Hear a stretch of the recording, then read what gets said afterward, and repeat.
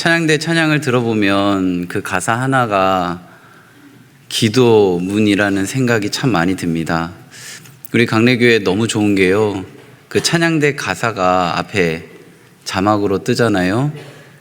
우리가 같이 연습은 못했지만 그 가사를 함께 읽으면서 기도하는 마음을 하나님께 올려드렸으면 참 좋겠다는 마음이 들었습니다. 나의 영이 확신합니다. 하나님이 함께 하심을. 그 고백이 진짜 우리 모두의 고백이 되기를 바랍니다. 하나님의 때와 하나님의 방법으로 하나님의 뜻이 이루어지기를 바라는 그 기도 제목이 우리 모두의 기도 제목이 되기를 바랍니다. 그럼 우리 강래교회가 잘 될까요? 안 될까요? 잘 될 수밖에 없습니다. 안 되려고 몸부림을 쳐도 잘 될 수밖에 없습니다. 아무리 방해해도 상관없습니다. 우리의 영이 확신하니까요. 세상 사람들이 또는 세상의 언어가 또는 사단마귀가 우리를 뒤흔들어 놔도 상관없습니다. 하나님의 때와 하나님의 방법이 하나님의 뜻을 이룰 거라고 우리가 기도하고 있으니까요. 이 일에 우리 모두 동참해 주실 거죠? 그럼 우리는 부흥을 누리게 됩니다. 하나님의 일하심이 세상 속에 드러날 줄로 믿습니다. 금요일하고 토요일에요, 김장을 했는데요. 토요일에 김장김치랑 따끈한 수육을 함께 먹는데 어찌나 감사가 되는지요. 막한 김장김치에 따끈한 수육을 얹어서 무생채를 그 위에 얹고 돌돌돌돌 말아서 먹는데요. 그 은혜의 맛 아세요? 안 드셔보신 분은 제가 아무리 설명을 해도 모릅니다. 맛이 그런 거거든요. 제가 그 맛을 은혜의 맛이라고 지금 표현을 했는데요. 저는 김장에 참여하지 않았습니다. 그냥 옆에서 말로만 아이고 잘 되고 있냐고 이렇게 둘러보기만 했거든요. 저는 하나도 안 했는데 잠깐 올라갔다 왔더니 김장이 되어 있는 거예요. 저는 그저 누렸을 뿐입니다. 그 은혜의 맛. 지금도 그 야들야들한 고기가 그 사이에 배어있는 그 양념의 그 맛. 이것은 느껴보지 못하신 분은 제가 아무리 설명해도 많이 와닿지 않는 그런 맛입니다. 말씀도 그렇습니다. 아무리 들어도 그것이 내가 맛보지 않으면 그것이 내 안에 전해지는 상황들 속에 느껴지지 않는 것이죠. 제가 아무리 열심히 맛을 설명을 해도 그 맛에 동참하지 않으면 그 맛의 그 달고 오묘하고 설명되어지지 않는 그 양념의 교묘한 그 이야기를 들어서 어떻게 알겠어요? 오늘 그 맛을 느끼시기 바랍니다. 하나님께서 허락하신 그 맛을 느끼고 주변 분들에게 그 맛을 많이 소개하셨으면 좋겠습니다. 제가 김장김치 얘기할 때 막 이렇게 도는 분 있으시죠? 이렇게 우리가 오늘 들은 이 말씀을 주변 분들에게 전할 때 그만 나도 한번 느껴보고 싶다 라고 느끼는 우리들의 언어가 되었으면 좋겠습니다. 오늘은 하나님 안에서 귀한 말씀을 나누게 되는데요. 제가 저번 주에 냈던 숙제 다 하셨죠? 검사하겠습니다. 다 외우셨을 거라고 생각하고 지금 이쪽이 대답을 안 해서 이쪽을 보면서 제가 주로 이야기를 하겠습니다. 부르짖음은 뭐라고요? 우리가 하나님께 가는 길이고, 보혈은 뭐라고요? 하나님이 우리에게 오시는 길이며, 부르심은 뭐라고요? 하나님과 우리가 만나는 자리이다. 저번 주에 숙제를 못 들으신 분들을 위해서 자막을 띄워드릴 테니까 함께 읽고 이 문장이 내 안에 새겨지기를 바랍니다. 자막 띄워주시겠어요? 우리 같이 읽겠습니다. 부르짖음은 우리가 하나님께 가는 길이고 보혈은 하나님이 우리에게 오시는 길이며 부르심은 하나님과 우리가 만나는 자리입니다. 아멘. 부르짖음을 통해 하나님께 가는 길을 여시고 보혈이 내 안에 임하기를 소망하는 마음으로 하나님께서 우리에게 오는 길을 사모하시고 하나님의 부르심의 자리에 있음으로 하나님과 우리가 만남을 누리는 우리 모두가 되기를 바랍니다. 오늘 이 자리는 하나님께서 부르신 자리입니다. 하나님이 우리와 만나는 자리라는 것이죠. 오늘 본문의 이야기들은요, 이 부르심의 자리를 떠나게 됐을 때 어떻게 되는가에 대해서 알려주는 본문입니다. 우리 출애굽기 32장 1절 말씀을 함께 읽도록 하겠습니다. 백성이 모세가 산에서 내려옴이 더딤을 보고 모여 백성이 아론에게 이르러 말하되 일어나라 우리를 위하여 우리를 인도할 신을 만들라. 이 모세 곧 우리를 애굽 땅에서 인도하여 낸 사람은 어찌 되었는지 알지 못함이니라. 이스라엘 백성은 모세가 시내산에 올라가서 하나님의 말씀을 듣는 시간이 더딤을 보고 모였다라고 성경은 기록하고 있습니다. 그렇다면 모세는 얼마나 시내산에 올라가서 내려오지 않았을까를 한번 성경에서 찾아보겠습니다. 출애굽기 24장 18절 말씀입니다. 함께 읽겠습니다. 모세는 구름 속으로 들어가서 산 위에 올랐으며 모세가 40일 40야를 산에 있으니라. 지금 32장의 이 이야기는 이스라엘 백성들이 지도자 모세가 40일, 그러니까 40일이니까 한 달보다 조금 더 되는 시간이 지도자가 부재되어 있는 상황 속에 있습니다. 그리고 이 이스라엘 백성들은 출애굽하고 19장에 따르면 3개월째 되던 해라는 표현이 있습니다. 그러니까 시내산에 3개월째 되던 해에 도착을 했고 하나님께서 언약을 주심으로 이 모세가 시내산 꼭대기로 올라가게 되는데 그 시간이 40일 정도 지났다라는 것입니다. 그러니까 한 출애굽한 지 넉 달에서 5달 정도 되는 시간, 적응이라고 하기에는 조금 아직은 어색함이 많은 시간, 그리고 그 시간이 신의 광야, 이 광야가 보이는 것이 그렇게 많지 않고 불확실한 것들이 너무나도 많은 그러한 장소에 지도자가 없음을 경험하고 있습니다. 인간적으로 굉장히 불안한 시간이죠. 뭔가 내 삶 가운데 의지할 수 있는, 믿을 수 있는 존재가 없는 시간입니다. 그 시간들 속에서 이스라엘 백성들은 아론에게 찾아가서 요구를 합니다. 우리를 인도할 신을 만들어내라고. 그 말은 우리를 이끌어갈 영적 지도자를 만들어내라, 세워줘라 라는 표현입니다. 1절의 내용을 자세히 보면 금송아지를 만들어 달라는 표현이 없습니다. 그저 인도할 신을 만들어내라, 영적 지도자들을 우리들 앞에 보여줘라 라는 이 불안한 마음의 표현입니다. 이 불안함을 어떻게 좀 해결해 주세요 라는 이 인간적인 마음이죠.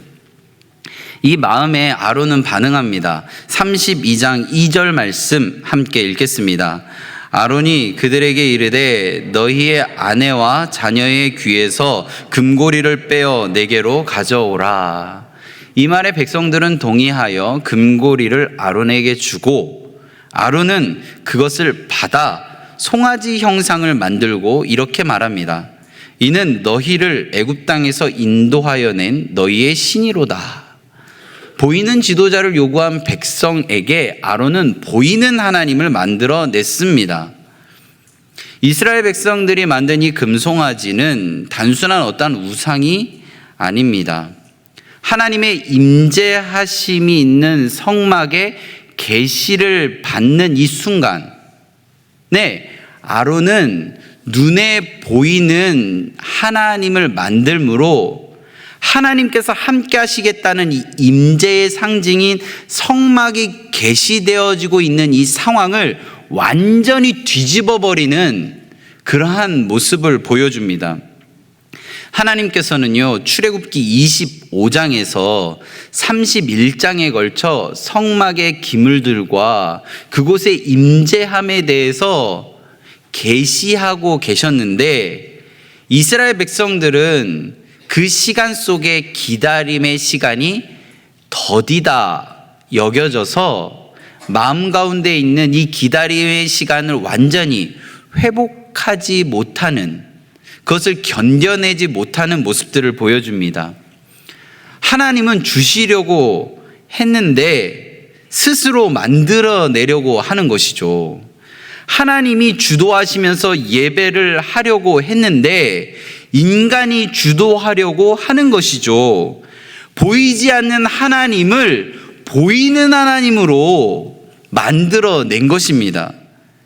결국 이스라엘 백성들이 원하는 것은 하나님이 아니라 눈에 보이는 방식으로 가두어 둘 수 있는 하나님을 만들어낸 것입니다.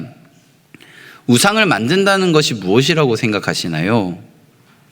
눈에 보이는 어마어마하게 큰 어떠한 불상이나 그러한 형상들을 상상하신다면 지금 제 이야기를 잘 들어보시기 바랍니다. 우상을 만든다는 것은요, 하나님을 버린 것이 아니라 하나님을 자신의 방식으로 통제하려는 모습입니다. 오늘도 우리는 부르심의 자리에 있습니다. 근데 우리가 하나님의 임재하심을 내 방식으로 통제한다면 그 모습도 우상을 만드는 모습이라는 것입니다. 우리의 손에도 금송아지가 만들어질 수 있다라는 사실입니다.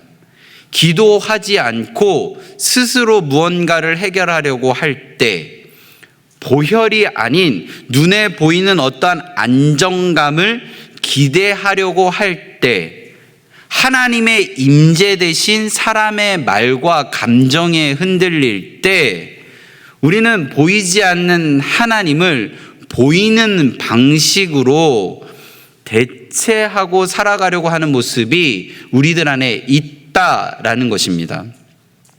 그래서 저는 지금 이 교회의 공간에 있는 어떠한 모습을 비판하거나 틀렸다라는 것을 이야기하려고 하는 것이 아닙니다.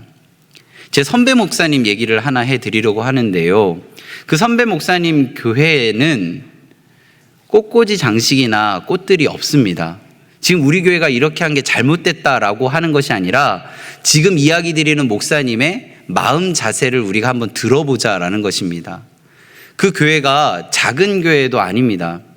부목사님만 16명이나 되는 꽤 제법 규모가 큰 교회인데 꽃장식이나 이런 것들이 교회 예배당 안에 없어서 제가 궁금해서 여쭤보았습니다. 목사님의 대답은 단순했습니다. 말씀보다 뭔가 눈에 보이는 것이 많으면 인간이 그 마음을 빼앗길 수 있다라는 생각이 들어서 경계하는 마음으로 그렇게 안 하고 있다라고 이야기하시면서 이어서 한 말이 제 마음 가운데 잘 담겨져 있습니다. 무엇이냐면요, 하나님의 말씀보다 아름다운 것은 없다. 예배당은 말씀으로 장식되어야 한다라는 표현입니다. 저는 이 마음이 우리들의 마음 가운데도 있기를 바랍니다. 보이는 장식이 신앙의 어떠한 중심이 되어지면, 그렇게 되기 시작하면 우리는 말씀보다 감정을 앞세울 수도 있기 때문입니다. 그리고 하나님보다 어떻게 안정감이라고 느껴지는 것이 앞세워지는 순간, 그것이 곧 우리의 손에 금송아지가 되어서 우리들의 시간들을 이어가기 때문입니다. 또 하나 중요한 사실이 하나가 있습니다. 이 금송아지가 어느 정도 크기였는지 혹시 아세요? 금송아지가 어마어마하게 크게 그려진 그림도 보신 적이 있을 것입니다. 근데 성경을 보면요, 3절과 4절의 내용을 보면 사람들이 금고리를 급하게 떼어서 모았고 그것을 가지고 아론 혼자 조각칼로 만들었다라는 기록이 있습니다. 그 말은 제법 볼기 좋고 규모가 있고 나름 제법 멋진 그런 금송아지의 모습이 아니라 지금 이 사람들의 이 불안한 마음을 달래기 위해서 급하게 만들어낸 금송아지구나라는 그러한 인상이 3절과 4절의 말씀을 통하여 우리는 읽어낼 수 있습니다. 그 말은 무엇이냐면 중요한 것이 견고함, 웅장함, 압도되어짐으로 이야기되어지는 어떠한 우상의 형상이 아니라 그 크기가 아니라 마음의 방향이라는 것이죠. 이 작은 아론의 조각칼로 만든 이 작은 금송아지가 천지 만물을 창조하신 하나님을 가려버렸습니다. 이 정말 급하게 만든 사람의 마음 달래려고 만든 이 금송아지가 하나님의 부르심의 자리를 무너뜨려 버렸습니다. 하나님은요, 이제 이 금송아지 우상을 만든 이스라엘 백성들을 심판하십니다. 우리는 이미 출애굽기 앞에 있는 이야기들을 통해서 열재앙, 우상 앞에서 하나님께서 심판하시는 이야기를 이미 함께 보았습니다. 이 애굽의 열재앙, 이 심판의 이야기를 바라보는 이스라엘 백성들은 어떤 모습이었습니까? 아, 하나님이 나를 지켜주시는구나. 하나님이 나를 보호하시는구나. 하나님이 이렇게 나를 사랑하시는구나. 하나님만이 유일한 여호와시구나. 하나님 안에서 경외함으로 나아가면 내 인생이 하나님이 보실 때 가장 아름다운 모습으로 보여지겠구나라는 그런 믿음의 기폭제와 같은 심판의 현장에 있었습니다. 그런데 지금 이 금송아지 심판은 이스라엘 백성들이 만들어낸 우상의 심판입니다.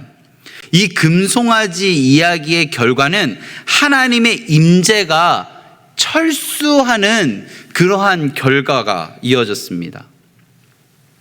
하나님께서 우리와 함께 하시기 위해 성막의 계획을 모세에게 알려주실 때 그 시간이 더딤을 보고 금송아지를 만든 이스라엘 백성들의 삶에 내가 이제는 더 이상 개입하지 않겠다, 떠나겠다 라고 말씀하시는 심판을 우리는 보게 됩니다. 열장의 경고는 이렇게 요약할 수 있습니다. 나는 너희와 함께 있어 너희를 지킨다로 요약할 수 있습니다.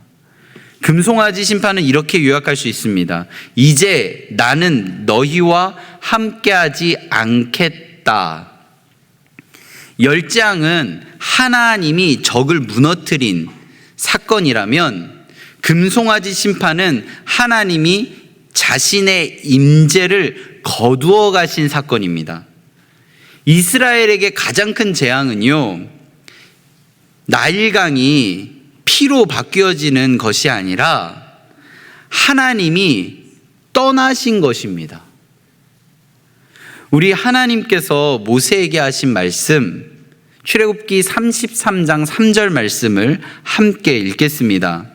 너희를 젖과 꿀이 흐르는 땅에 이르게 하려니와 나는 너희와 함께 올라가지 아니하리니 너희는 목이 곧은 백성인즉 내가 길에서 너희를 진멸할까 염려함이니라 하시니, 이제는 금송아지 만든 이스라엘 백성들과 함께하지 않겠다라고 선언하십니다. 너무 무서운 표현입니다. 상상해 보시겠어요? 하나님이 우리와 함께 하시지 않는다고 하셨다면, 하나님께서 내 삶뿐만 아니라 내 가정과 우리 강례교회와 우리나라 대한민국에서 함께하지 않으시겠다라고 선언하신다면요. 정말 상상하고 싶지 않은 일입니다. 이전에 너무나도 당연하게 여겨졌던, 생각되어졌던 것들이 사실은 은혜인데 하나님이 함께하지 않으시겠다라고 선언하시는 순간 그 모든 것이 없어진다라고 생각한다면 우리들의 마음 가운데 이 시간들을 어떻게 받아내야 할까요? 예배의 형태는 있는데 하나님의 임재가 없다면 맛을 잃은 소금과도 같습니다. 교회에 오래 있을 수는 있습니다. 그런데 이 자리에 하나님의 임재가 없다면 아무것도 남는 것이 없는 것입니다. 오늘도 교회를 우리는 왔습니다. 이 자리가 주차장처럼 들락날락 하는 곳이 아니기를 바랍니다. 주차장에는요, 오래 머물 수는 있습니다. 오래 머물 수 있고요. 그곳에서 쉬다 갈 수도 있습니다. 주차장에서 떠나고 나서 기름이 없다라고 한다면 그 차는 제 기능을 발휘할 수 없습니다. 저는 교회가 주차장이 아니라 주유소가 되었으면 좋겠습니다. 교회에 와서 영적 공급을 받고 세상에서 하나님이 주신 그 모습을 멋들어지게 살아내는 그러한 주유소로서의 역할을 감당하기를 바랍니다. 하나님께서 허락하신 이 자리가 하나님의 임재함 안에서 공급되어질 때 우리들의 인생이 어떻게 바뀌어질지를 기대하는 자리가 되기를 바랍니다. 이스라엘은요, 금송아지를 만들었고 하나님은 임재를 철수하겠다라고 선언하셨습니다. 이 장면은 출애굽기 전체에서 가장 영적으로 낮은 바닥의 상태이고 가장 어두운 절벽 앞에서의 상황입니다. 이때 모세는 어떠한 행동을 했을까요? 모세는요, 사람을 향하지 않습니다. 하나님을 향합니다. 그리고 이렇게 기도합니다. 우리 출애굽기 32장 32절 말씀 함께 읽겠습니다. 그러나 이제 그들의 죄를 사하시옵소서. 그렇지 아니하시면 원하건대 주께서 기록하신 책에서 내 이름을 지워버려 주옵소서.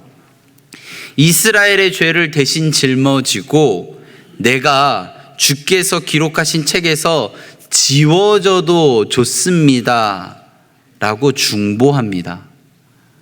성경은 중보자의 모습을 우리에게 보여줍니다. 이 모습에 하나님께서 응답하십니다. 출애굽기 33장 14절 말씀 함께 읽겠습니다. 여호와께서 이르시되 내가 친히 가리라. 내가 너를 쉬게 하리라. 이 선언은 단순히 가겠다 정도가 아니라 임재 철수를 철회하겠다라는 표현입니다. 이 모세의 중보 기도를 통하여 임재가 철수되어지는 것을 선언하신 하나님께서 철회하겠다라고 말씀하신 겁니다. 하나님께서 오늘 이 자리에 어떠한 모습을 보시고 철수하겠다라고 하셨는데 우리가 그 모습이 느껴져서 중보 기도할 때 그 마음을 철회하시고 이 땅 대한민국 땅의 인본주의와 세속에 물든 모습을 바라보며 이 나라 대한민국에서 내가 임재를 철수하겠다라고 이야기하실 때 하나님 제 이름을 차라리 지워주세요 라고 하는 그 간절한 중보 기도로 인하여 하나님께서 다시 이 나라에 임재하기로 결정하시는 모습이 우리들 안에도 있을 수 있다라는 모습을 오늘 성경은 우리들에게 알려주고 있는 것입니다. 34장에 보면요, 이 금송아지 사건으로 인하여 깨져버린 언약을 다시 세우는 장면이 나옵니다. 하나님께서 돌판을 다시 주시고 언약을 새롭게 기록하는 장면이 나옵니다. 부서진 관계 위에 더 단단한 사랑이 새겨지는 모습들을 우리는 이제 보게 됩니다. 여기서 우리가 한 가지 기억해야 하는 것이 있습니다. 부르심은 우리가 무언가를 성취해서가 아니라 하나님의 약속입니다. 부르심은 우리의 신실함 위에 세워지는 것이 아니라 하나님의 변함없음에 기초되어지는 것입니다. 부르심이 뭐라고요? 하나님이 우리와 만나는 자리요. 부르심이 뭐라고요? 하나님이 우리와 만나는 자리요. 그것이 나의 신실함 위에 세워지는 것이 아니라 변함없는 하나님의 약속 위에 세워진다는 말씀입니다. 이스라엘은요, 금송아지를 만들어서 실패했지만 하나님은요, 실패하지 않으십니다. 이스라엘은 내려갔지만요, 하나님은 그 내려간 자리까지 내려오셔서 다시 일으켜 세워 주십니다. 이스라엘은요, 언약을 깨트려 버렸지만 하나님은 그 깨트린 언약을 다시 회복시키십니다. 하나님은요, 부르심을 취소하는 분이 아니라 그 부르심을 회복하는 분입니다. 금송아지 사건은 인간의 실패로 시작되었습니다. 그런데 그 끝은 하나님의 회복으로 마무리가 되어집니다. 그래서 절망은요, 복음의 통로가 됩니다. 출애굽기 32장에서 34장에 기록된 이 금송아지 사건은 어떠한 단순한 범죄의 사실을 기록하는 것이 아닙니다. 그래서 우리는 두 가지 질문에 정직하게 대답을 해야 합니다. 첫 번째 질문은 요즘 내 마음을 가장 쉽게 끌어가는 금송아지는 무엇인가입니다. 불안할 때 찾아가는 눈에 보이는 안정감을 주는 요소. 누군가를 믿지 못해서 내가 만들어낸 어떠한 대체물. 그것이 무엇인가요? 금송아지는요, 크기가 아닙니다. 마음의 방향입니다. 심리학자가 실험을 했습니다. 사람이 하루에 스마트폰을 몇 번 만지는지. 몇 번 만지실 것 같으세요?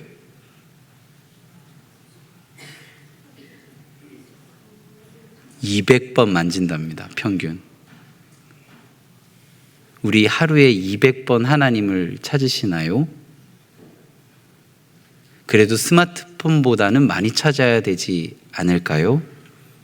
심리학자가 왜 사람들이 그렇게 많이 만지는가에 대해서 이런 이유를 내놓았습니다. 그렇게 열심히 만지는 이유는 그 불안한 마음을 잠깐이라도 해소하고 싶은 그런 심리적인 마음이 담겨져 있다라고 합니다. 우리도 내 안에 불안한 것들 속에 가장 먼저 손이 가는 것이 만일 하나님 십자가가 아니라면 그 모든 것은 다 금송아지입니다. 두 번째 질문을 드리겠습니다. 하나님이 나에게 맡기신 이 부르심의 자리는 어디인가요? 예배의 자리, 말씀의 자리, 기도의 자리, 하나님 기억하는 그 자리. 나는 그 자리를 지키기 위해 어떠한 노력을 하고 있는지, 조금씩 무언가에 밀려나고 있는 것은 아닌지 한번 점검해 보셨으면 좋겠습니다. 모세가 내려옴이 더딤을 보고 이스라엘 백성들은 부르심의 자리를 떠났습니다. 내 안의 더딤이 부르심의 자리에서 떠남으로 이어질 수 있다라는 이야기입니다. 한 집사님이 저에게 이러한 고백을 했습니다. 목사님, 예배 안 드리려고 한 건 아닌데요, 한 번 비우니까 그 자리 채우는 것이 점점 어려워지네요. 예배의 자리는 무너지는 순간이 아니라 조금씩 밀려나다가 사라져버리는 것입니다. 육아 때문에 너무나도 힘들어하는 젊은 부부가 저에게 찾아와서 기도를 부탁한 적이 있습니다. 아기가 밤새 울고 그 밤새 우는 아이를 달래다가 너무나도 몸이 지쳐서 주일 예배를 드리는 게 너무나도 힘들다는 겁니다. 그 마음을 전하면서 기도 부탁을 하는데요, 아빠가 이런 얘기를 했습니다. 우리 아이 위해서라도 우리는 예배의 자리를 포기하지 않으려고 합니다. 우리가 포기하면 아이는 언젠가 그 자리를 가볍게 여길 것 같아서입니다. 아이가 와서 울고 떼쓰고 때로는 그 두 부부가 너무 밤새 지쳐서 예배하는 내내 졸음을 견디지 못하는 모습을 다 보았는데요, 끝까지 그 자리를 지켜가는 모습을 보았습니다. 그 아이는요, 지금 교회 학교에서 잘 신앙생활 하고 있습니다. 이 두 질문이 주보에 있습니다. 내 스스로 이 질문에 정직하게 대답해 보시고 가정에 가서 이 질문에 한번 이야기를 나눠보셨으면 좋겠습니다. 오늘 구역 예배를 안 드리고 남녀 성교회 모임 속에 있지만 구역 예배 단톡방이나 우리 구역원들과 만나서 이 질문에 답을 해 보았으면 좋겠습니다. 우리가 이 질문에 정직하게 나아갈 때, 아, 내 손에 이러한 금송아지가 있었구나 라고 생각하고 이 금송아지를 이 자리에서 내려놓음으로 하나님께서 그 자리에 임재하심으로 함께하심이 있을 줄로 믿습니다. 출애굽기 31장 마지막 단락을 보면요, 안식일 규례가 나옵니다. 35장 처음 단락을 보면 역시 안식일 규례가 나옵니다. 제가 출애굽기 1장부터 40장까지 이야기를 읽어갈 때 31장 마지막 안식일 규례와 35장 첫 번째 안식일 규례를 이어서 읽어봤더니 자연스럽게 연결된다라는 사실을 발견하였습니다. 왜 하나님께서는 자연스럽게 연결될 수 있는 이 안식일 규례 사이에 정말 좀 민망하고 드러내기 싫은 금송아지 이야기를 넣었을까요? 정말 이것을 넣지 않았다면 율법의 흐름 안에서 이 안식일 규례가 자연스럽게 문맥적으로 읽어갈 수 있는데, 이 안식일 규례 사이에 금송아지 사건을 넣은 이유가 무엇일까요? 이유는 단순합니다. 안식일 규례 지키지 않으면 금송아지 만들게 된다라는 것입니다. 부르심의 자리 떠나면요, 반드시 그 무언가가 그 자리를 대체합니다. 이스라엘 백성들이 금송아지 만든 이유는 재료가 많아서도 아니고 시간이 남아서도 아니고 믿음이 약해져서도 아니고 갑자기 마음 가운데 뭔가 요동함이 있어서 나 이제부터 우상 숭배자 돼야지 라는 결심 때문도 아닙니다. 부르심의 자리를 떠났기 때문입니다. 우리는 부르짖었고 하나님은 응답하셨고 그리고 우리를 부르셨습니다. 32장을 통해 우리에게 묻고 계십니다. 부르심의 자리 잘 지켜가고 있습니까? 부르심에서 벗어나면 금송아지가 내 손 위에 있게 되고, 부르심의 자리를 잘 지켜가면 하나님께서 임재하신다 라는 사실을 오늘 성경을 통하여 우리들에게 말씀하고 있습니다. 이 은혜가 이 자리에 있는 모든 분들에게 동일하게 임하기를 간절히 바라고 축원합니다.